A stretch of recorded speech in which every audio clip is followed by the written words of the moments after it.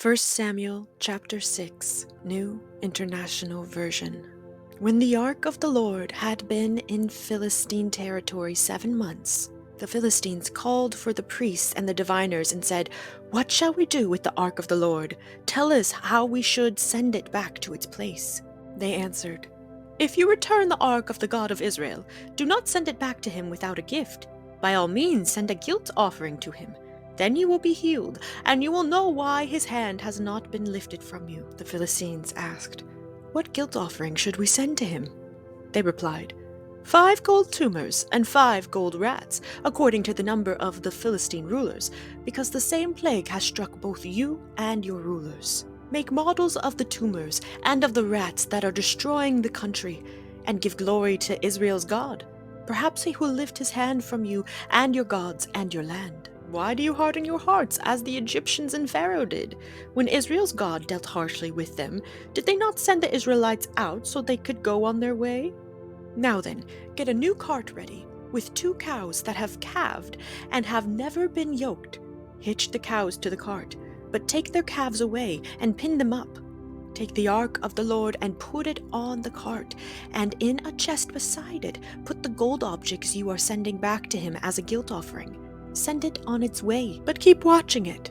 If it goes up to its own territory, toward Beth Shemesh, then the Lord has brought this great disaster on us. But if it does not, then we will know that it was not his hand that struck us, but that it happened to us by chance." So they did this. They took 2 such cows and hitched them to the cart and pinned up their calves. They placed the ark of the Lord on the cart, and along with it the chest containing the gold rats and the models of the tumors. Then the cows went straight up toward Beth Shemesh, keeping on the road and lowing all the way. They did not turn to the right or to the left. The rulers of the Philistines followed them as far as the border of Beth Shemesh. Now the people of Beth Shemesh were harvesting their wheat in the valley, and when they looked up and saw the ark, they rejoiced at the sight. The cart came to the field of Joshua of Beth Shemesh, and there it stopped beside a large rock. The people chopped up the wood of the cart and sacrificed the cows as a burnt offering to the Lord. The Levites took down the ark of the Lord, together with the chest containing the gold objects, and placed them on the large rock. On that day, the people of Beth Shemesh offered burnt offerings and made sacrifices to the Lord.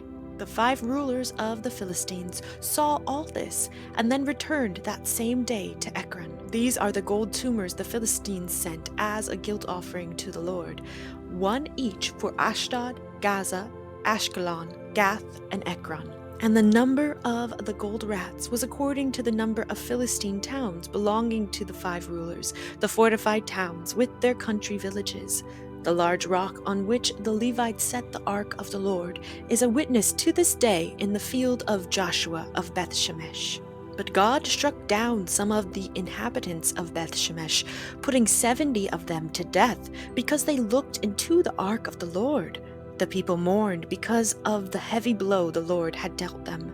And the people of Beth Shemesh asked, "Who can stand in the presence of the Lord, this holy God? To whom will the ark go up from here?" Then they sent messengers to the people of Kiriath Jearim, saying, "The Philistines have returned the ark of the Lord. Come down and take it up to your town."